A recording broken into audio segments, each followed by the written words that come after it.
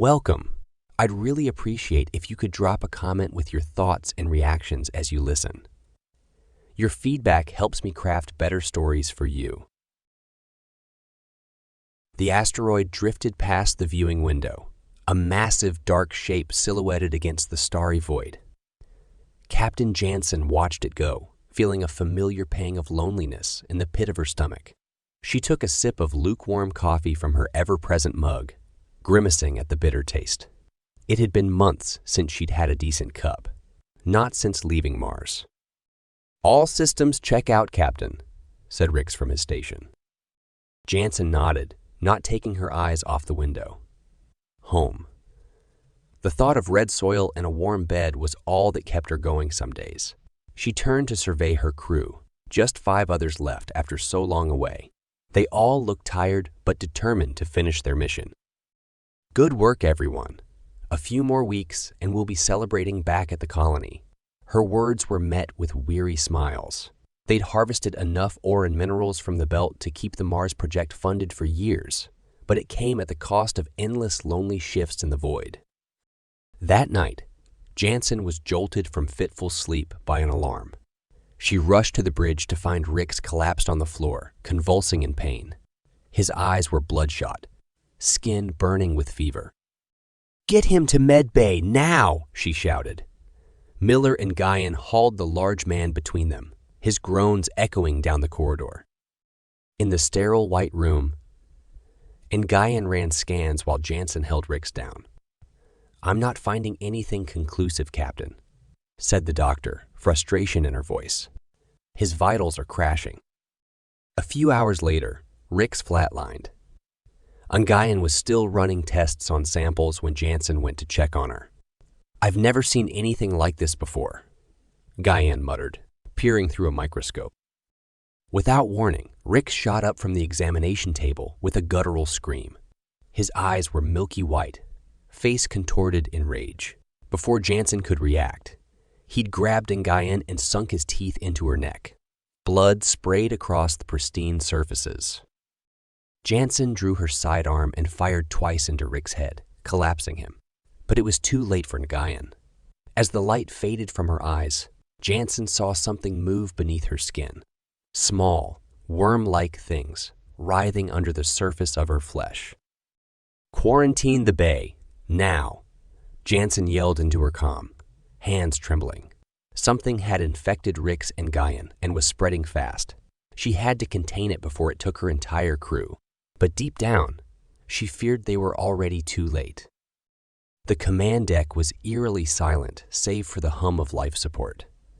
Jansen paced back and forth, peering through the reinforced glass at the empty corridors beyond. Miller sat huddled in the corner, eyes red, rimmed from lack of sleep. "Anything?" asked Jansen. Miller shook his head grimly. They'd lost contact with the rest of the ship hours ago as the infection spread. Now only static greeted their calls. A crackle of feedback made them jump. "Cap. Tane. It's..." "Then don't. Come." Then only silence once more. Jansen slammed her fist against the wall in frustration. Their crew was dying out there, and there was nothing she could do except watch the security feeds in horror. On every screen, the infected lurched through the halls like corpses reanimated. Their flesh bulged and writhed with worm-like parasites, faces locked in eternal screams. Worst of all was watching familiar faces reduced to monsters. Rix, Guyan, even sweet Anders were now shambling predators with one purpose: to infect any living thing they encountered. Jansen found herself hoping the others had the mercy of a quick death rather than becoming those things. A clang from the air ducts made them jump. Miller grabbed a fire extinguisher as something began tearing at the grating from inside. With a screech of metal, the cover came loose and an infected tumbled out. Anders, eyes clouded and jaws snapping. Miller swung with all his might, caving in the side of Anders' skull with a sickening crack. But more were coming, drawn by the noise. Jansen and Miller stood back to back, weapons raised as a dozen infected poured into the command deck. Their eyes had a hungry, feral gleam. These were no longer the people they knew. As the first one lunged at Jansen, she steeled her nerves and shot it between the eyes. They had to fight or become like the monsters themselves. Maybe if they survived, there would be hope of cure. But for now, all that mattered was surviving the night against the infected. The battle was a blur of screams and gunfire. Jansen lost track of how many she cut down. Only that with each one, another took its place. At her side, Miller fought on silently with grim determination. A massive infected tackled Jansen to the ground, jaws snapping inches from her face. She struggled against its impossible strength as it drew closer, hot, fetid breath washing over her.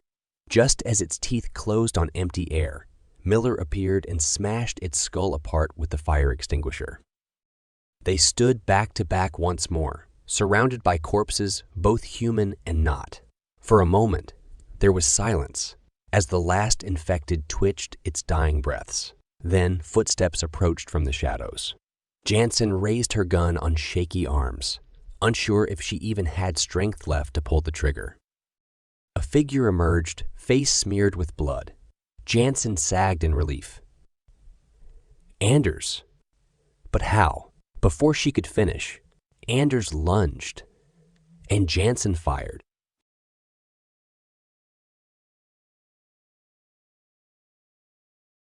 The fluorescent lights flickered overhead as John led the group down the empty corridor. An eerie silence hung in the air, broken only by their hurried footsteps, echoing off the sterile walls. "This place gives me the creeps," muttered Mark, sweeping his flashlight beam across the rows of closed doors. As a security guard, he was used to patrolling these halls, but never in such an unnatural stillness. "Keep your voice down," warned Claire. As an epidemiologist, she understood better than anyone the need for caution. Her equipment detected no anomalies yet, but that could change in an instant. Bringing up the rear, Emily peered fearfully into each shadowy alcove they passed. As an analyst, she was trained to observe details others might miss. But down here, details were the last thing she wanted to see. They had been searching the first sub-level for over an hour with no signs of life, or a way out of the building. The quarantine notice Claire found provided an unsettling clue as to why. "It says the virus was engineered as a bioweapon," she reported grimly. "Highly contagious and turns people homicidally aggressive within hours of infection." "Jesus," muttered Mark. "So we've got psychos with a killer plague on the loose down here." "Keep your voice down," repeated Claire testily. John rubbed his temples, feeling the first stirrings of a migraine. As a mid-level bureaucrat, he wasn't prepared to handle something of this magnitude. All he wanted was to get his people to safety before it was too late. But the deeper they went, the more trapped they seemed. A crashing sound in the distance made them all jump. "What the hell was that?" demanded Mark, shining his light uselessly down the long corridor. "We need to leave. Now," said John, struggling to keep his voice even. But Mark was already striding purposefully down the hall, flashlight held like a weapon. "I'm going to check it out. Might be a way out." "Mark, wait," called John, exchanging worried looks with the others. But he was already disappearing around the corner. With no other choice, they hurried to catch up. Turning the bend, they found Mark standing frozen in a pool of light. Ahead, the exit doors were sealed with heavy barricades. Words scrawled messily on the front sent a chill through them. "Quarantine. Do not enter. Virus highly contagious and lethal." "We're trapped down here," whispered Emily. A strange moaning sound echoed up the stairwell, raising the hairs on their necks. Something was hunting in the darkness below. The group retreated hastily back down the hall, hearts pounding. John led them into the first open room he found, an empty conference space with floor, to ceiling windows. Mark swung the heavy door shut and dropped the barricade into place with a resounding clang. "We'll camp here for the night," decided John, struggling to keep his voice even. Claire began unpacking her medical supplies while Emily helped Mark sweep the room for any signs of intrusion. John peered through the windows into the inky blackness, straining his eyes for any movement. "So what do we do now, genius?" demanded Mark, joining him at the glass. The others looked to John expectantly, but he had no answers.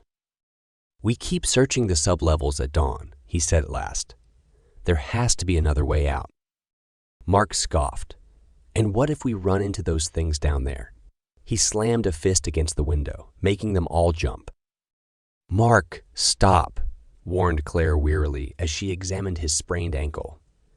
"Any unnecessary noise could draw them right to us." He winced and pulled away from her touch. "You sure you know what you're doing, Doc? For all we know, you could be one of them already." "Mark, that's enough," said John sharply. "We're all on edge, but turning on each other won't help." A tense silence fell over the group as Claire finished taping Mark's ankle. Emily sat huddled in the corner, watching them all with wide, fearful eyes. "Try to get some rest," advised John. "I'll take first watch." But as the others settled uneasily onto the floor, sleep remained elusive, with strange echoes continuing to drift up from the depths below. The hours crawled by slowly in the darkness. John paced the perimeter, straining his ears for any change in the ominous sounds outside. Around 3, Emily let out an abrupt scream, jolting the others awake. "I'm sorry," she gasped, trembling violently. "I had a nightmare. Something was chasing me." "It's okay," soothed Claire, pulling her into a hug. "We're all on edge." But as Emily curled up again, no one else dared close their eyes. The shadows seemed to twist and writhe across the walls, conjuring phantoms from their deepest fears. Dawn's light brought no relief, as a sickly green glow suffused the room. John peered out to find the sky an ominous shade of viridian. "We need to keep moving," he decided. "Maybe we can find a service stairwell or ventilation duct to get us out." Mark struggled stiffly to his feet. "Lead the way, fearless leader." But his mocking tone did little to hide the raw terror in his eyes. Claire's equipment began beeping frantically as they entered the hallway. Multiple heat signatures were converging on their position fast. "We've been spotted," she warned, voice tight with panic. "Run." The group fled blindly down the corridor, flashlight beams dancing wildly over the walls. A shadow peeled away from the darkness at the end, lurching towards them on unsteady legs. Mark swung his light around to reveal a gaunt, ghostly figure. One of the infected, its dead eyes fixed on them hungrily before letting out an inhuman wail that curdled their blood. More answering cries rose up all around as more shapes slithered out of the blackness. The hunters had become the hunted, trapped in a maze with monsters at their heels. John led the desperate charge for any escape, but the building seemed determined to claim them as its newest prey. The recruits huddled around the campfire, peering into the dense jungle that surrounded them on all sides. Night had fallen quickly over the remote island, cloaking the terrain in an impenetrable darkness. "We should take turns keeping watch," said Javier, breaking the uneasy silence. As a former scout, he was accustomed to surviving in harsh environments, but even he felt unsettled by the stillness of the forest. The others murmured their agreement. Natalie volunteered to take the first shift, eager to avoid sleep and the nightmares it might bring. She checked the magazine of her pistol one last time before moving to the edge of the firelight. Caleb poked at the dwindling flames with a long stick. "Do you really think there's anything out there?" he asked, trying to sound nonchalant but unable to keep the tremor from his voice. "Casimir just said that to scare us." "Maybe," said Javier, though he didn't sound convinced. As a veteran of Unit Z's brutal training, he knew their commander took sadistic pleasure in testing recruits to their breaking point. An uncharted island could hide any number of terrors in the dark. A rustling sound came from the trees, setting them all on edge. Natalie swung her light in the direction of the noise, but saw only swaying foliage. "Probably just a bird or something," she said, hoping it was true. The hours dragged on with no further disturbances. When Javier rose to relieve Natalie, he found her huddled by the fire, staring blankly into the flames. Dark circles ringed her eyes, a testament to her inability to rest. "Any sign of trouble?" he asked gently. She shook her head. "All clear, but this place gives me the creeps." As the others settled in for the night, Caleb insisted on taking another turn on watch, despite his obvious fatigue. "Get some sleep.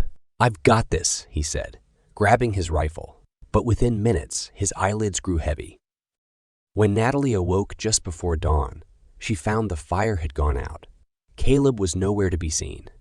"Caleb," she called, panic rising in her throat. No answer came but the chirping of unseen birds. Javier stirred at the commotion, instantly alert. "Where is he?" Natalie shook her head helplessly. "Gone." Grabbing their weapons, they began searching the perimeter in widening circles. Broken undergrowth and disturbed leaves showed someone or something had passed that way recently. They followed the trail deeper into the forest, calling Caleb's name to the rising mist. Without warning, an agonized scream split the air, cutting off abruptly. Natalie and Javier exchanged a horrified look before sprinting in the direction of the sound, dreading what they might find. Bursting into a small clearing, they froze in their tracks. Caleb lay sprawled on the ground, unmoving. His rifle lay several feet away, as if flung aside in a struggle. But it was the deep gouges on his neck that drew their gaze, dark blood still pumping sluggishly from the savage wounds.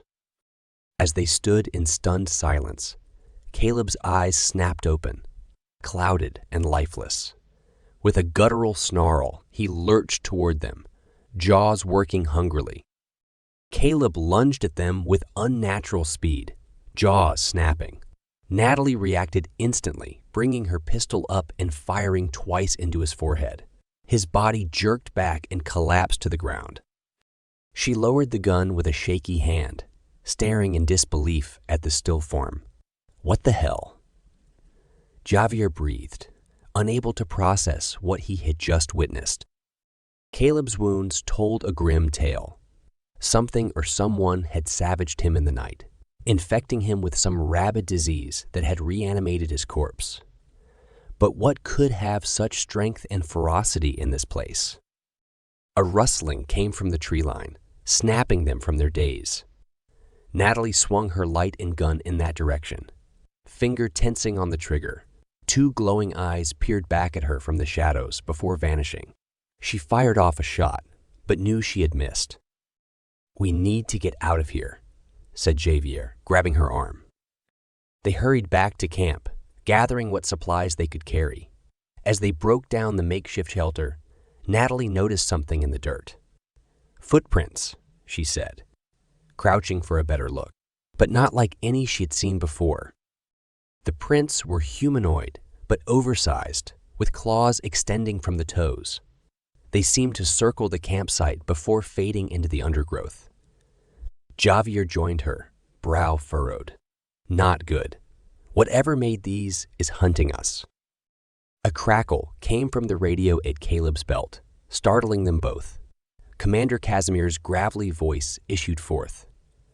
"Report status, recruits. Have you encountered any?" Javier grabbed the receiver. "Sir, Caleb is dead. We're under attack from something on this island," he said grimly. There was a long pause. Then Casimir chuckled darkly. "Consider that your first real test. Radio silence from here. Good luck." The line went dead. Natalie swore in frustration. "That sadistic bastard sent us here as live bait. We need to get off this rock. Now." "But how and where is the extraction point?" Javier studied the terrain, getting his bearings. The coast is that way, he decided, pointing east. With any luck, a patrol boat will come for us at dawn. Come on, low and fast is our only chance. They set off at a brisk pace, weapons at the ready, constantly scanning for movement. The sun rose higher, beating down mercilessly through the canopy. Sweat poured down Natalie's face and back, stinging her fresh scars. How far now? Not far, Javier assured her. Just over that ridge should be. A bone-chilling howl cut him off, echoing through the trees. It was answered by others, eerily human yet warped. The hairs on Natalie's neck stood on end. Run, Javier yelled, sprinting ahead. They burst from the tree line onto a rocky shore, panting. But their relief was short-lived. A dozen nightmarish figures emerged from the jungle in pursuit, loping with inhuman speed and grace. Natalie raised her gun with a curse. But they were out of ammunition, out of options, with only the churning sea at their backs. The creatures closed in, eyes gleaming with primal hunger. This was to be the recruits' final stand. The creatures circled them hungrily, cutting off any hope of escape. Natalie gripped her empty pistol tightly, prepared to go down fighting. One stepped forward, larger than the others, its mangled face twisted in a mockery of humanity. It let out a guttural roar, signaling the attack. As the horde surged forward, Natalie swung her pistol like a club, connecting solidly with a snarling jaw. Bone crunched, but it barely slowed the abomination. Javier grabbed a fallen branch, lashing out in a whirlwind of blows. But they were hopelessly outnumbered against creatures of inhuman strength and ferocity. Natalie cried out as claws raked her side, flinging her to the ground. Through a haze of pain, she saw Javier being overwhelmed, disappearing beneath flailing limbs. This is it, she thought dimly, feeling warm blood pulsing from her wounds. Then a familiar chopping sound cut through the frenzied howls, growing louder by the second. The creature's head snapped up just as a helicopter crested the tree line, rotors whipping the air into a maelstrom. The door gunner opened fire, shredding 2 attackers with a burst of automatic fire. The rest scattered into the jungle, dragging their fallen comrades as the chopper touched down on the beach. Medics rushed to Natalie's side, applying pressure bandages and hoisting her on board despite her protests. Through swirling darkness, she glimpsed Javier being loaded as well, bloodied but alive. As the helicopter lifted off, she craned her neck to watch the island shrinking into the distance, now a place of nightmares. When Natalie awoke in the infirmary, her wounds had been treated and her head cleared. Javier sat by her bed, face bruised but grinning. "You had me worried there for a minute," he said. The door opened to admit Commander Casimir, expression unreadable behind his mirrored aviators. Well, the lone survivors. Consider me impressed, recruits. You've certainly proven your mettle in the field." Natalie struggled to sit up, fire in her eyes. "What the hell was all that?" she demanded. "What were those?" Casimir's thin lips curled in a smile, devoid of warmth. "Let's just say this island has a long history of experiments gone awry. As for you two, consider this your final test passed. Welcome to Unit Z." He turned on his heel and departed, leaving them with more questions than answers. In the aftermath, Natalie would have nightmares of glowing eyes in the dark and savage jaws snapping at her heels.